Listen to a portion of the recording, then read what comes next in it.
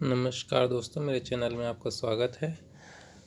मेरे गुरुजनों को, मेरे माता पिता को, आप सभी के गुरुजनों को, आप सभी के माता पिता को मेरा सदाचरण स्पर्श नमन वंदन स्वीकार करें। आज के टॉपिक पे हम समझेंगे ईडीएफए का कंस्ट्रक्शन और उसके अभिलक्षण क्या क्या हो सकते हैं, कंस्ट्रक्शन एंड कैरेक्टरिस्टिक्स की बात करेंगे। तो आइए कुछ सुविचारों के साथ मैथिली शरण गुप्त जी के कुछ शब्दों के साथ आगे बढ़ते हैं। निज गौरव का नित ज्ञान रहे, हम भी कुछ हैं यह ध्यान रहे। मरणोत्तर गुंजित गान रहे, सब जाए अभी पर मान रहे। कुछ हो न तजो निज साधन को, नर हो न निराश करो मन को। तो आइए इन सुंदर शब्दों के साथ आगे बढ़ते हैं। पिछले वीडियो में हमने देखा था कि ईडीएफए कार्य कैसे करता है। आइए हमने ये जो एनर्जी बैंड डायग्राम है ईडीएफए का, इसकी बात की थी। एर्बियम डोप्ड फाइबर एम्पलीफायर की इसकी बात की थी।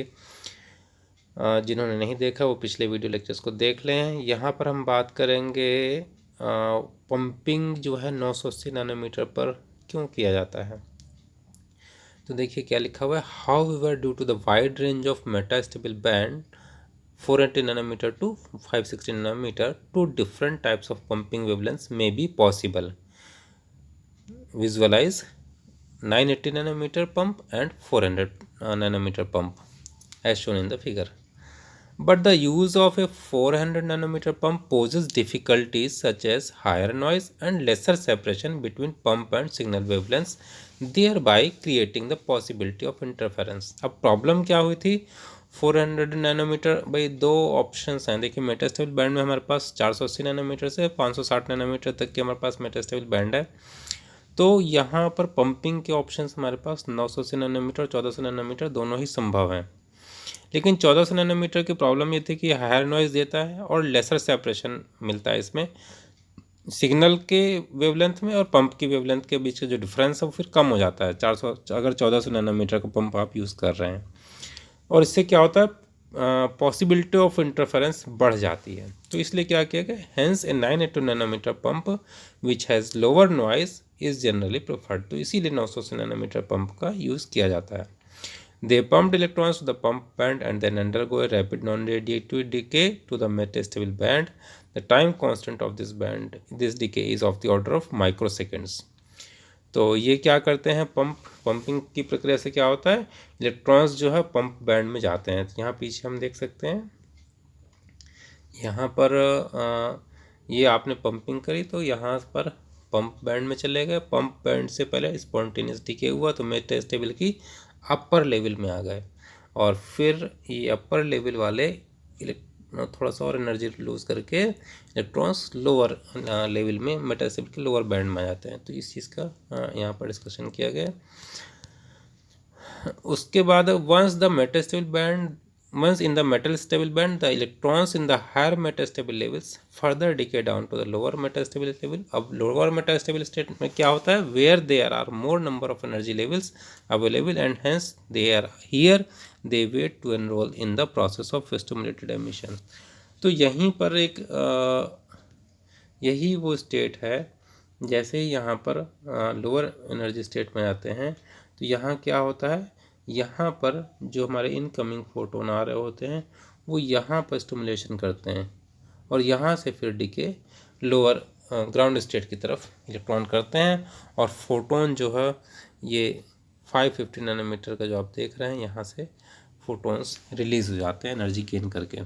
तो एनर्जी ट्रांसफ़र कैसे होता है, यहाँ के फोटोन्स जो आए उन्होंने इन इलेक्ट्रॉन से टकराए, ये इलेक्ट्रॉन एक्साइट हुए और यहाँ से इलेक्ट्रॉन मूव करके लोअर एनर्जी स्टेट में आते हैं और इस एनर्जी बैंड डिफरेंस के बराबर ऊर्जा जो है वो रिलीज़ करते हुए उनके उतने फोटोन्स रिलीज़ करते हैं ये।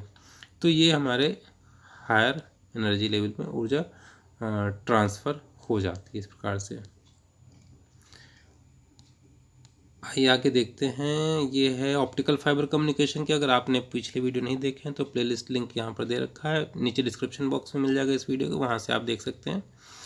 ईडीएफए की संरचना की अगर बात करें तो इसमें एक डोप्ड फाइबर होता है, एक से अधिक पंप लेजर हो सकते हैं, पैसिव वेवलेंथ कपलर या WSC wavelength selective coupler use किया जाता है, ऑप्टिकल आइसोलेटर्स यूज़ किया जाता है, टैप कपलर यूज़ किए जाते हैं। तो ये कुछ कंपोनेंट्स हैं जो ADFA आर्किटेक्चर में आपको मिलेंगे। फाइबर एम्पलीफायर में पंप तथा सिग्नल ऑप्टिकल पावर को प्रभावी रूप से कपल करने हेतु डाइकोरिक कपलर का इस्तेमाल किया था, जो 980/950 नैनोमीटर अथवा 480 से 1550 नैनोमीटर वेवलेंथ कॉम्बिनेशन को नियंत्रित करने में सक्षम होते हैं। तो डाइकोरिक कपलर का क्या रोल है? ये वेवलेंथ सेलेक्टिव कपलर इस तरीके से होते हैं और पर्टिकुलर वेवलेंथ को ही पास होने देते हैं एक पर्टिकुलर डायरेक्शन में, तो मिक्सिंग नहीं होने देते। तो ये इसका रोल है, ठीक है।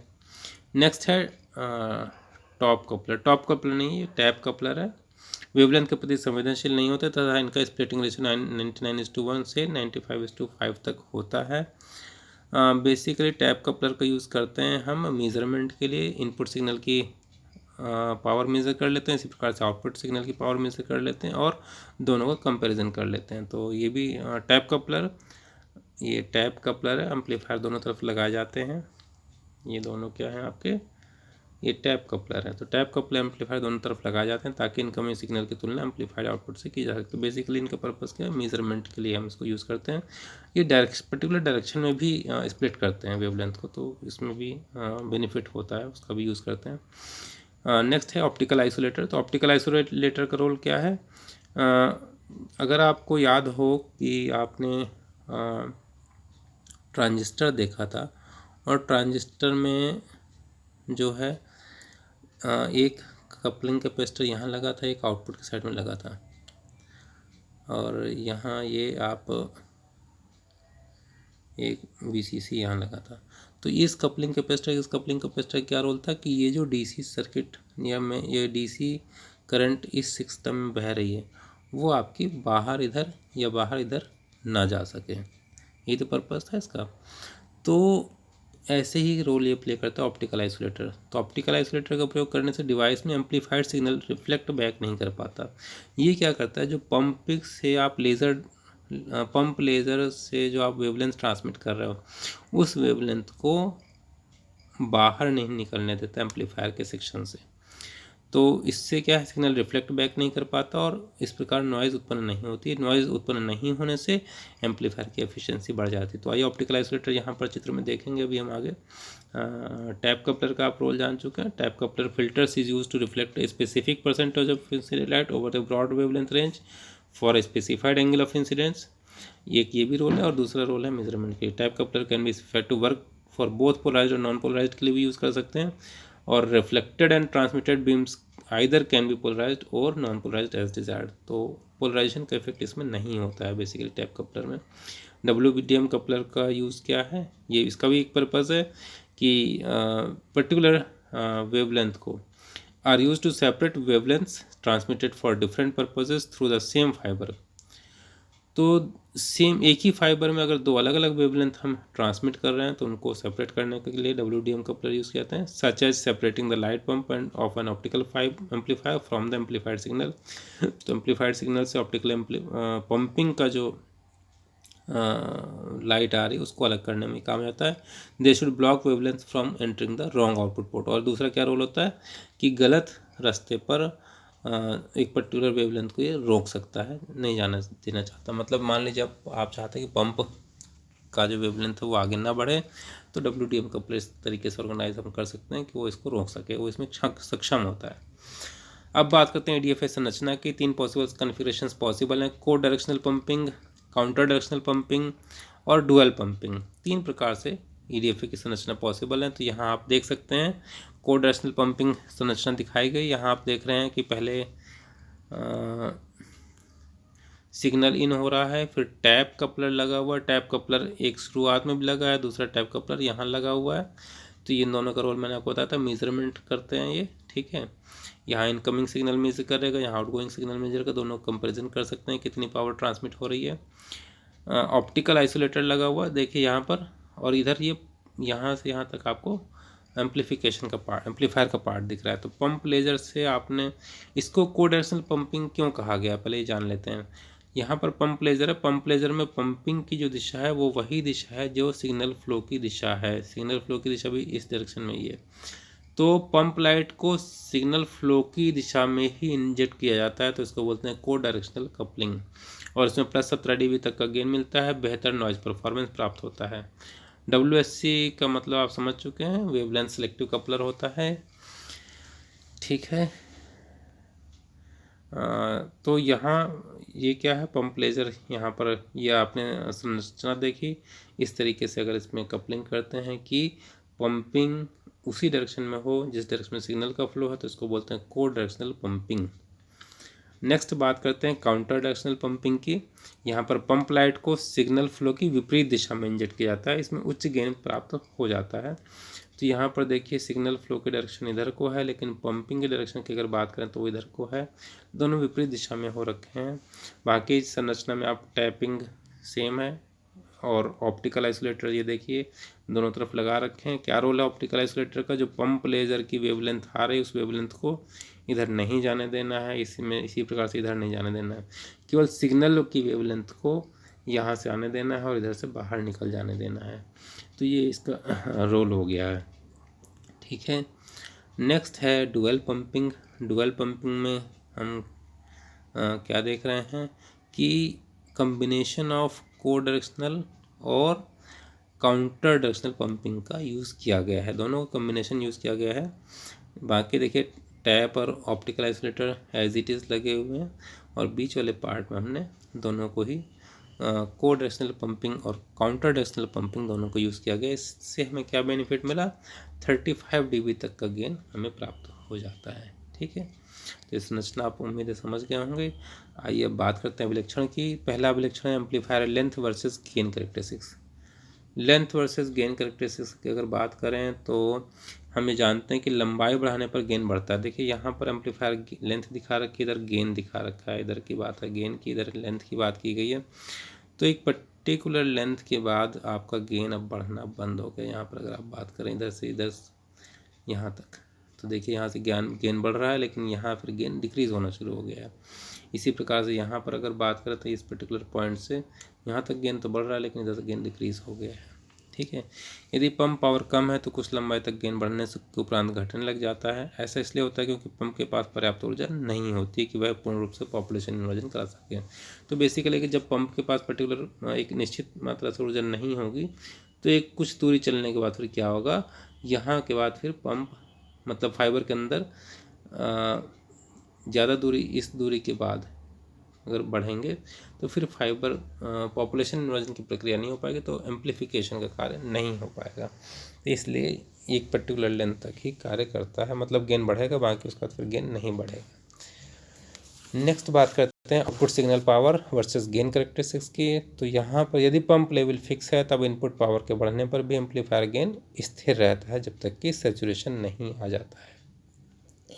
तो अगर पंप लेवल हम फिक्स करते हैं तो इनपुट पावर बढ़ाएंगे भी तो भी एम्पलीफायर गेन स्थिर रहता है, लेकिन ये कब तक है, जब तक कि सैचुरेशन नहीं आता। अगर सैचुरेशन लेवल आ गया तो उसके बाद फिर गेन आपका घटना शुरू हो जाता है। तो डायग्राम में आप देख सकते हैं इस चीज़ को। नेक्स्ट है एम्पलीफायर नॉइज़, कुछ शब्दावलियाँ हैं। Amplifier noise optical signal to noise ratio. Amplifier noise क्या होती है, ऑप्टिकल एम्पलीफायर में प्रमुख रूप से जो नॉइज़ उत्पन्न होते हैं उसे एम्पलीफाइड स्पॉन्टेनियस एमिशन कहते हैं, ASE से रिप्रेजेंट करते हैं। ये एम्पलीफायर नॉइज़ होती है। विभिन्न प्रकार की नॉइज़ेस उत्पन्न होती हैं एम्पलीफायर में। Optical signal to noise ratio की अगर बात करें तो यह एक रेशियो होता है, P output upon P ASE, amplified spontaneous emission noise. तो आउटपुट सिग्नल, ऑप्टिकल सिग्नल का output power upon amplified spontaneous emission की पावर, इनका जो रेशियो है उसका आप लॉगरिदमिक ले लीजिए बेस 10 पर।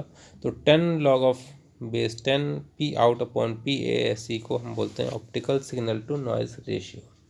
क्लियर है। नेक्स्ट एडवांटेजेस की बात करते हैं। मेन एडवांटेजेस EFA के क्या है, high gain, large bandwidth, high output power, high pumping efficiency, low insertion loss, insensitivity to polarisation. और EDFA का ऑपरेटिंग रेंज है C बैंड और L बैंड, यानी कि लगभग 1500 नैनोमीटर से 1600 नैनोमीटर या 1600 नैनोमीटर तक इसका रेंज है ऑपरेशन का। और ये EDFA सबसे ज़्यादा ऑप्टिकल फाइबर कम्युनिकेशन में यूज़ किया जाता है। इनसेंसिटिव टू पोलराइजेशन होता है, सबसे बड़ी बात यही है इसमें, और इंसर्शन लॉसेज भी बहुत कम होते हैं, तो इसलिए इसका सबसे ज़्यादा प्रयोग किया जाता है।